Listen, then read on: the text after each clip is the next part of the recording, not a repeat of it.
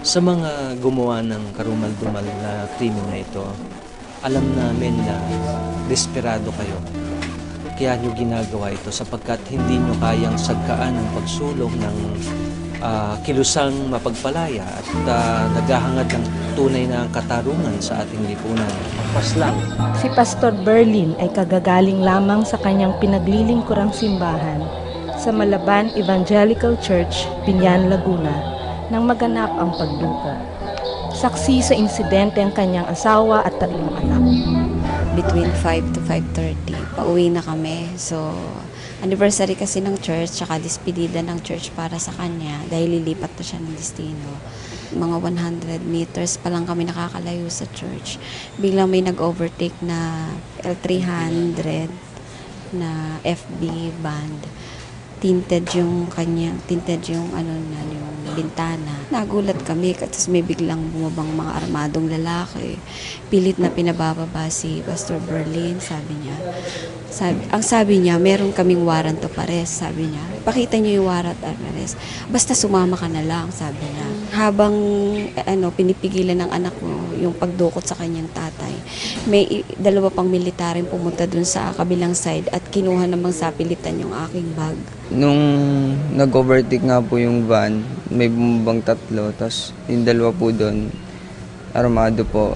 Tapos nung binuksan na po nila yung pinto para ipasok yung tatay ko, nakakita pa po ako ng nagka-camera, parang binibideo pa po nila kung ano yung nangyayari. Parang nakakabasta sila, nakakainis sila. Nung after na makapag-communicate kami sa mga pastor, tsaka sa ibang mga kaibigan, mga kamag-anak, pumunta na kami sa police station para ipablatter yung Kaya lang napakatagal yung almost half lang na statement, na blatter report. Inabot kami ng 4 na oras. Hindi namin alam kung bakit ganun. Tapos ang dami nag-i-interview. Yun lang din naman yung tinatanong nila. So after dun sa police station, diretso kami sa Camp Vicente Lim.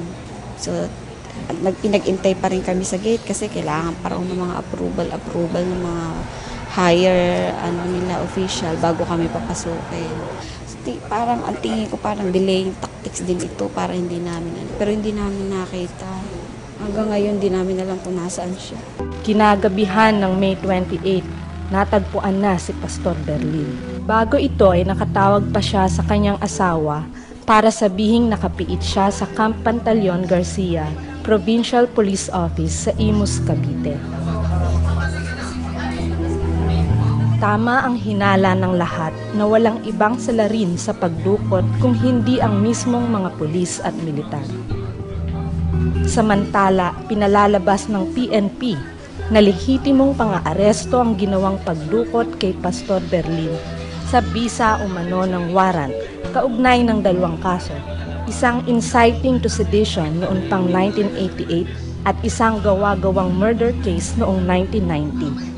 Subalit maliwanag sa salaysay mismo ng asawa at mga anak ni Pastor Berlin na iligal ang paraang ginamit ng mga militar. Malinaw din ang bakas ng torture na kanyang dinanas sa kamay ng mga ito.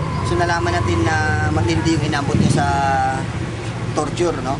So kung nakita nyo, yung sa ulo niya, no, pinapalo siya ng matagal doon sa ulo niya gamit yung isang mineral bottle na may laman ng tubig.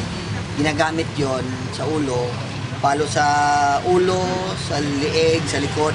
So dahil naka-blindfold siya habang ini-interrogate, nilagyan siya ng plastic, so twice siya nahimatay dahil sa suffocation, no? So sa sobrang sakit ng pag-iipit din ito, pagsuntok, napaihi din siya sa sobrang sakit, pag bumagsak siya sa floor, sinisipa pa yung tiyan niya, paa at saka yung ari. Sa kamay niya, dahil sa matagal na handcuff, meron ako nakita mga linear na mga sugat, lacerations doon sa handcuff. So, yung ibang nakita namin, yung pamumula doon sa nipples niya, yung both, kasi nga, habang ini-interrogate siya, ay, iniipit yung 2 nipple niya, iniipit tapos sinihila. So, masakit yun habang ini-interrogate siya. Tapos sinasabi na, ito yung gagawin namin sa asawa mo, no? sa anak mo, gano'n. So, nandun din yung, maliban sa physical na ramdam niya na sakit, nandun din yung psychological na torture regarding doon sa ito yung pwede mangyari sa asawa at anak niya. Mula nang manuklok sa kapangyarihan ang Rehimeng Arroyo noong 2001, umabot na sa halos 30 pastor at lay worker ng UCCP ang pinatay. Mayroon namang kabuoang bilang na 181 na mga aktivistang dinukot sa buong bansa, habang 836 naman ang bilang ng biktima ng extrajudicial killing. Natatakot kami pero nangangalit ang aming kalooban. Bakit ganito ang ginagawa? Sa mga taong nagtataguyod ng buhay, bakit silang ninanakawan ng buhay? Hindi lang sila mo kidnapper, magnanakaw pa sila. Nananawagan ako lalo na sa gobyerno natin na ito ba yung sinasabi nilang programa nila para sa isang matatag na republika, ang wasakin ang basic unit ng society, ang pamilya, ang dukutin, patayin ang mga nagsasalita para sa katotohanan, para sa katarungan, nagtatanggol para sa karapatang pantao. Ang taong simbahan ay hindi natatakot na tumulong sa mga biktima sa kabila ng sunod-sunod na pag-atake sa mga pastor o pagpaslang.